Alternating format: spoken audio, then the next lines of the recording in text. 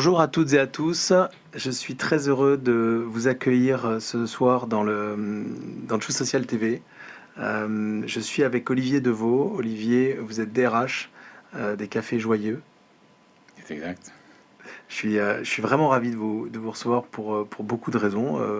Parce que d'abord, j'ai eu l'occasion d'aller prendre un verre, un café en famille dans vos cafés. Donc merci beaucoup, je voulais vous le dire aussi, pour ce que c'est et pour ce que vous faites. Et puis parce que je pense qu'avec vous, dans les minutes qui viennent, on va apprendre beaucoup de choses sur votre activité et également sur la manière d'accueillir le handicap dans une entreprise.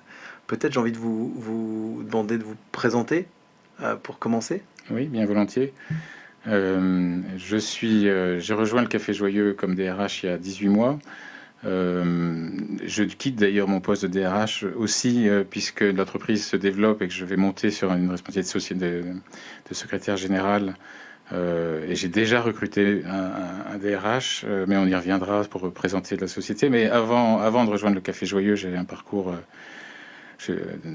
déjà assez long. Je fais partie des seniors et même des ultra seniors, si la qualification existe. Je suis un ancien marin.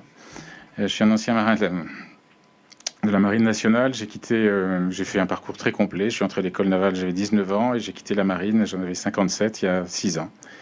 J'en avais 55 il y a 6 ans, où j'étais directeur adjoint du personnel. Et en fait, en quittant la marine, souvent, le métier de... Alors, 55, c'est déjà assez âgé, mais bon, en tout cas, le métier militaire, c'est un métier qu'on fait jeune, et on quitte souvent assez jeune. Et en quittant, je savais que j'allais poursuivre, et je souhaitais poursuivre dans le monde des RH. RH formation, je ne savais pas exactement, mais j'étais intéressé par le management de transition, pour amener des solutions, enfin ce que j'avais aimé faire, c'est-à-dire former, faire grandir, transformer, ce qu'on fait beaucoup dans les armées, et pouvoir le faire aussi dans des entreprises civiles. Donc j'ai commencé comme manager de transition, j'ai dirigé un CFA de l'artisanat, chambre de métier pendant 2 ans. C'est une mission qui a été passionnante, et puis qui m'a servi de sas en quelque sorte. Et déjà j'étais intéressé par par une forme d'exclusion tout de même, parce qu'il s'agissait de former des jeunes... des métiers par l'apprentissage, des jeunes boulangers, des jeunes pâtissiers, des jeunes coiffeuses. Alors on dira, après la marine, quelle transformation, mais en fait pas tant que ça, parce que ils avaient le même âge que nos jeunes matelots, et il fallait les amener au métier. Et finalement, les méthodes et le management et l'intérêt qu'on porte à chacun, c'est pas différent. Donc cette mission a duré 2 ans, elle m'a vraiment beaucoup plu. J'ai poursuivi toujours en management de transition dans une autre école, une école de langue. Alors là, une école privée. Déjà, c'était une transition vers l'entreprise privée. J'arrivais d'un monde très administré. Et puis j'ai eu la chance de rencontrer Yann Bucaille, le fondateur du Café Joyeux, il y a 2 ans, qui se développait, qui cherchait à réfléchir à son organisation. J'étais manager de transition, j'ai proposé de faire un travail sur son organisation. Et puis très vite, en fait, je l'ai rejoint comme DRH. Et c'est un plaisir du quotidien, parce que c'est une entreprise assez extraordinaire, on y reviendra. Et puis un DRH qui n'a fait que du recrutement et de l'organisation pendant 18 mois, et c'est passionnant. Et qu'est-ce qui vous a donné envie de rejoindre ce projet? Vous portiez déjà des convictions sur les sujets du handicap ou pas du tout? Qu'est-ce qui vous a donné envie d'aller au Café Joyeux? J'avais l'intérêt, en prenant ce poste de directeur de CFA, déjà, CFA dans l'apprentissage, donc des jeunes sortis de 3e, partir en apprentissage. Parfois, on a déjà des jeunes avec des parcours assez chaotiques, qu'on remet à l'emploi, qu'on aide à construire leur vie. Et j'avais ce goût de servir, d'aider des jeunes à poursuivre, à construire leur parcours. Donc j'avais cet intérêt pour une forme d'exclusion, en tout cas pour aider.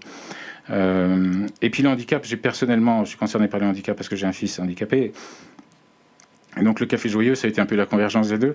En fait, ça a été un hasard un peu heureux. Mon premier contact avec l'entreprise, alors ça ne parlera qu'aux Parisiens, mais il y a 2 ans, dans le métro parisien, une campagne du Café Joyeux absolument étonnante, où on voyait sur les murs des stations de métro des jeunes salariés du Café Joyeux en smoking, tenant une tasse de café, disant mon café est différent ou ce café est extraordinaire. Je n'avais jamais entendu parler de cette entreprise. J'ai regardé ça en me disant mais qu'est-ce que c'est, qui est-ce, qu'est-ce que ça veut dire? Et puis je me suis dit aussi à l'époque, mais comment font-ils pour payer ça? Parce que une campagne d'affichage dans le métro, c'est quand même pas bon. Et donc le nom était resté, mais je ne savais pas qui c'était. Et lorsque ma mission, ma deuxième mission en management de transition dans cette école de langue s'est terminée, je me suis mis en recherche d'une nouvelle mission. Et là, je suis tombé sur une recherche Café Joyeux. Le nom m'est revenu, j'ai pris contact et puis ça correspondait finalement à tout ce que je souhaitais faire. Bon, alors pour ceux qui soit l'ont pas encore compris, soit le savaient pas, Café Joyeux, c'est quoi? Café Joyeux, c'est une entreprise ordinaire, une entreprise commerciale, une entreprise de restauration rapide qui s'est donnée pour mission d'apporter du travail à des personnes porteuses de handicap, d'aider en fait au travail à des personnes porteuses de handicap et à changer le regard sur le handicap. C'est pas une entreprise à mission, c'est une entreprise de l'ESS. C'est un petit groupe d'ailleurs aujourd'hui qui appartient à l'entreprise à l'économie sociale et solidaire. Elle s'est pas qualifiée, elle n'a pas pris le statut d'entreprise à mission, mais en fait elle vit sa mission au quotidien de façon très forte, donner du travail à des personnes avec handicap et changer le regard. C'est une entreprise qui est récente. Elle a été créée en 2017 par son fondateur Yann Bucaille, je l'ai cité tout à l'heure, qui est un entrepreneur breton qui avait le désir, qui avait quelques moyens, qui avait le désir d'intervenir justement, qui avait été confronté, pas personnellement au handicap, c'est d'ailleurs à souligner, parce que souvent, et c'est mon cas, quand on intervient dans le milieu du handicap, c'est qu'on est soi-même concerné. C'était pas son cas. Qu'est-ce qu'il a du coup lui amené à aller sur ce sujet ? Il avait le souhait, il avait créé un fonds de dotation avec la vocation de financer des actions de solidarité. Il a en particulier, c'est un petit peu le storytelling, mais l'histoire est réelle. Il a construit un bateau pour aider des personnes un peu exclues, mais pas forcément des personnes avec handicap. Ça peut être des détenus, des gens de la rue, des personnes âgées, enfin en EHPAD, offrir une sortie en mer. C'était une façon c'était sa proposition pour offrir une différence, une journée au large à des personnes qui n'en ont pas l'occasion. Et en fait, à travers ça, mais ça se passait en 2010, il y a déjà plus d'une dizaine d'années, il a été mis en contact avec des milieux très divers qu'il ne connaissait pas forcément. Et en particulier, il a été confronté, il a rencontré des personnes avec handicap et surtout, il a été confronté à l'exclusion du monde du travail auquel sont confrontées les personnes handicapées.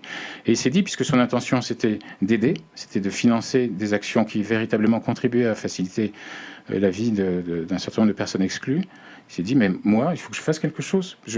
Plutôt que d'offrir une journée, est-ce que je ne peux pas faire quelque chose pour offrir plus, c'est-à-dire un travail ? Et c'est comme ça qu'en fait, après un temps de réflexion, il est venu à cette idée d'ouvrir, alors au départ, un restaurant. Le premier a ouvert à Rennes en 2017. Et un restaurant conçu, dont les salariés, ce sont des personnes porteuses de handicap. Alors pas tous. En gros, un café joyeux, c'est une douzaine de personnes, une douzaine de salariés, tous en CDI, et dont les 2/3 sont porteurs de handicap. Et au Café Joyeux, c'est la restauration, c'est un métier ordinaire, on ne peut pas accueillir tous les types de handicap. Donc c'est principalement du handicap mental ou cognitif.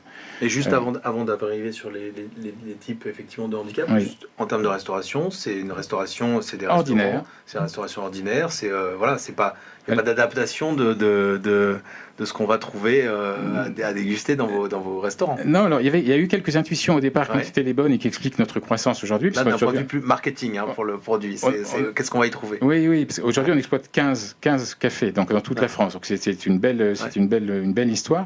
Mais en fait, les intuitions de départ étaient les bonnes et il s'est dit bon, je veux donner du travail. Il est venu vers la restauration pour une bonne raison, c'est en se disant il faut que ce soit un travail qui soit accessible, qui ne demande pas trop de compétences, même si c'est un vrai métier et on va former. Nous sommes aussi un organisme de formation, mais la principale compétence dans ce métier, c'est l'accueil, c'est l'hospitalité. Et ça, je sais qu'on le trouvera parmi les salariés à qui je veux donner du travail. L'accueil, donc. Et puis, j'ai une autre idée, c'est que je veux changer le regard. Pour changer le regard, il faut la rencontre. Et où est-ce qu'on peut se rencontrer mieux qu'autour d'une table ? Et c'est comme ça qu'il est venu à cette idée de la restauration. Mais pas n'importe quel restaurant. Donc, c'est un restaurant, il y a une forme d'exigence. Il voulait aussi sortir du côté de la relégation, de l'exclusion. C'est toujours dans les marges. Donc, ce sera beau. J'ai un peu de moyens. Tant mieux, je vais les mettre au service de cette mission. Ce sera dans le centre-ville. Ce sera beau. Un beau café où on a plaisir à se retrouver. Ce sera bon, puisqu'on veut servir. Ce sera donc des produits frais. Tout est fait sur place. C'est pas de la haute cuisine, mais tous les produits sont produits sur place. Et ce sera vrai. C'est un peu notre devise. Beau, bon et vrai. Et vrai, c'est la vérité, la rencontre. Ouais, vous me disiez Oui, pardon, allez-y. Non, et puisque la question que vous posiez, c'est celle de la restauration, oui, alors on s'appelle Café Joyeux, et parfois d'ailleurs les gens ne savent pas qu'on y vient pour manger, c'est d'abord un oui, c'est ça, restaurant. on pense qu'on va juste prendre un café et un gâteau. On y trouve d'excellentes tartes, des quiches, des salades, on renouvelle la carte, une carte été, une carte hiver, mais qu'on va prendre sur place, qu'on peut emporter, mais qu'on peut aussi prendre sur place, et qui est servi qui est préparé et servi par nos équipiers joyeux. Alors, si on en revient maintenant, les types de personnes, les types de handicaps que vous accueillez, j'imagine que tous les handicaps ne peuvent peut-être pas être accueillis et managés. Quel type de personnes on rencontre dans vos cafés? Le principal critère de recrutement, puisqu'il y a un processus de recrutement, c'est déjà d'accueillir des personnes qui souhaitent travailler dans la restauration. C'est important, j'y reviens, mais parce que nous sommes une entreprise de restauration rapide. Nous offrons des CDI, donc c'est le premier critère. Après, effectivement, on s'adresse à des personnes porteuses de handicap, RQTH, reconnues, qui ont une reconnaissance de qualité de travailleur handicapé. Et malheureusement, ou en tout cas, on ne peut pas accueillir effectivement tous les types de handicap. C'est de la restauration, il faut servir, il faut descendre à la réserve, il faut monter à l'étage, donc il n'y a pas ou très peu de handicap physique ou sensoriel. Sensoriel, c'est une question d'audition, de vue. Non pas que mais disons que voilà, c'est peut-être moins adapté au métier que nous proposons. En tout cas, pour être... handicap psychique? Alors, handicap psychique, la question s'est posée, c'est une bonne question. Handicap psychique, c'est la schizophrénie, des dépressions profondes, avec des personnes qui réellement ont été exclues de la vie et qui là aussi, qui vont, par le travail, pouvoir revenir à une vie ordinaire.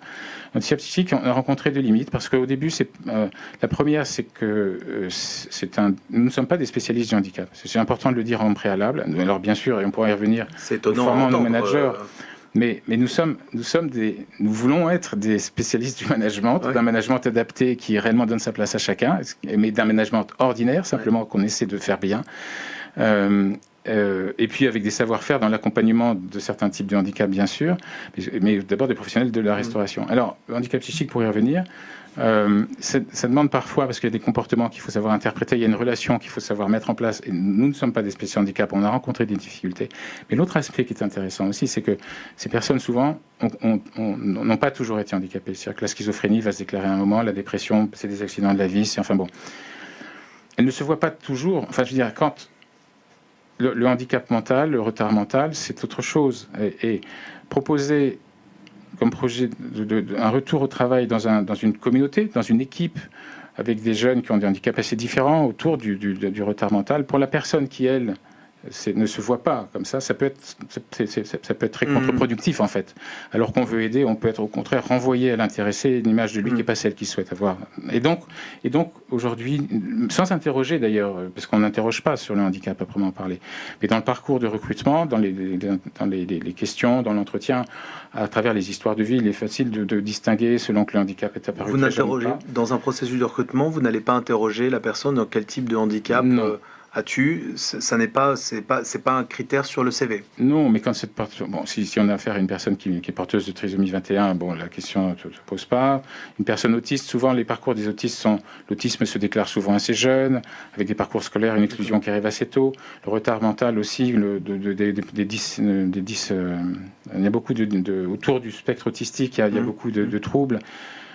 Qui viennent du jeune âge, en fait. Et donc, à travers le parcours, on identifie assez bien ces jeunes qui ont été exclus, qui pour certains ont eu des parcours extrêmement chaotiques, mais à qui on va pouvoir rendre confiance parce qu'on va le faire dans une équipe. Parce que le secret du Café Joyeux, c'est l'équipe. Donc, ce que vous accueillez, ce sont des handicaps mentaux ou cognitifs. C'est ça. Et tout l'enjeu, puisqu'on on recrute et on forme, et nous avons un CFA adapté, on va redonner confiance. C'est très important, on va redonner confiance en équipe, dans une équipe qui donne sa place à chacun, qui reconnaît la place de chacun, ses compétences, et puis on va les former, puisqu'on les prend en apprentissage. C'est un CDI, j'ai découvert ça au Café Joyeux, d'ailleurs je ne savais pas que c'était faisable. On peut recruter en CDI en apprentissage, et c'est ce qu'on fait. Et donc un apprentissage de 2 ans, à titre professionnel, ce qui leur donne à la fois pour certains une première véritable expérience professionnelle, mais aussi un titre professionnel pour pouvoir éventuellement continuer. Alors le Café Joyeux est assez jeune, mais on a déjà quelques sorties pour rebondir sur d'autres emplois. C'est difficile de recruter pour vous en tant que, alors plus DRH maintenant, mais pour le prochain DRH. C'est mon métier de cœur. Voilà. C'est difficile de trouver des personnes donc des candidats porteuses de handicap pour venir travailler chez vous? Non.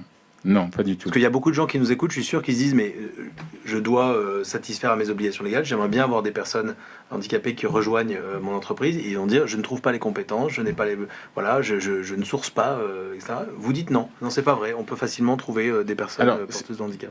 Oui et non, disons que je dis que nous ne rencontrons pas de difficultés. D'accord. Je ne dis pas que ce n'est pas difficile, mais que nous ne rencontrons pas de difficultés. Pourquoi ?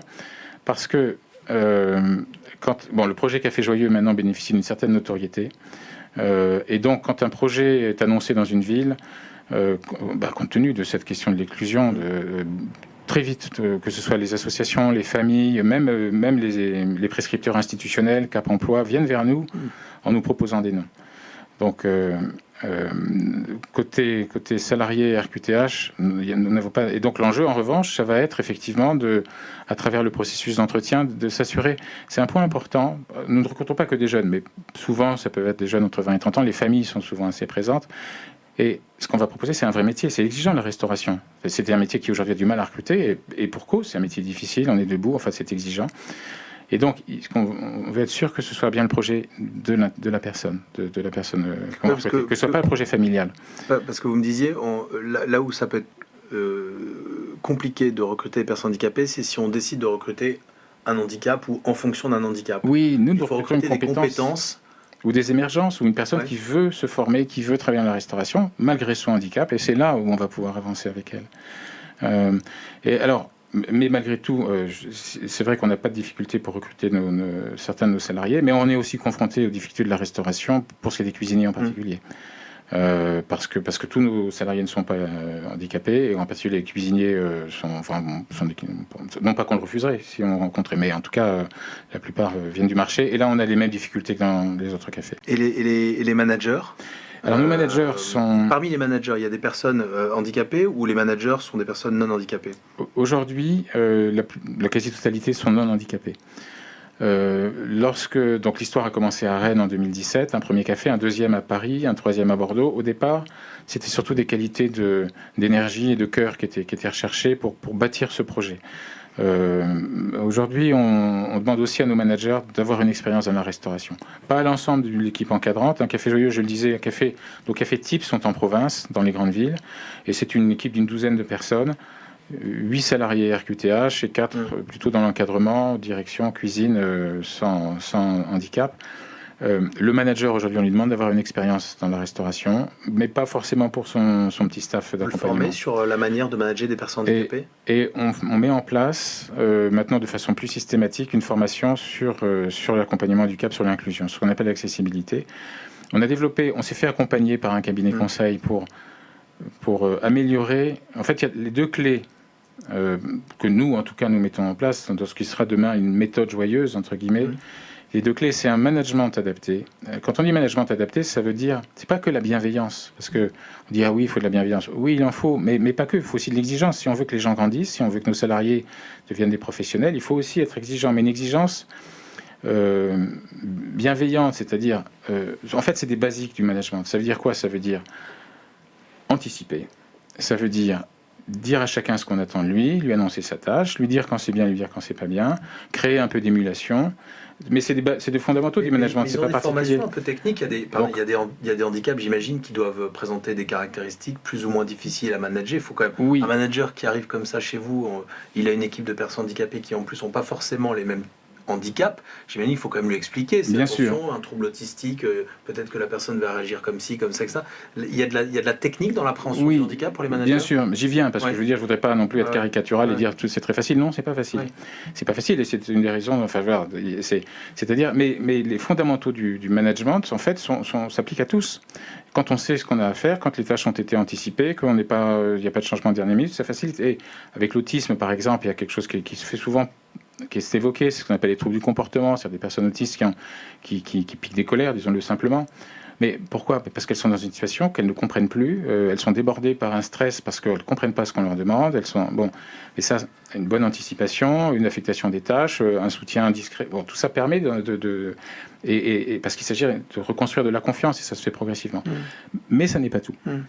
Ça n'est pas tout, et on peut avoir aussi, et on met en place, et là on s'est fait accompagner par un cabinet spécialisé dans l'intégration justement du handicap, et en particulier du handicap autistique dans l'emploi. avec des outils. C'est assez... alors je parle beaucoup de l'autisme parce que c'est peut-être le handicap le plus, comment dire... celui qui demande peut-être le plus d'attention, de plus de technicité dans son accompagnement.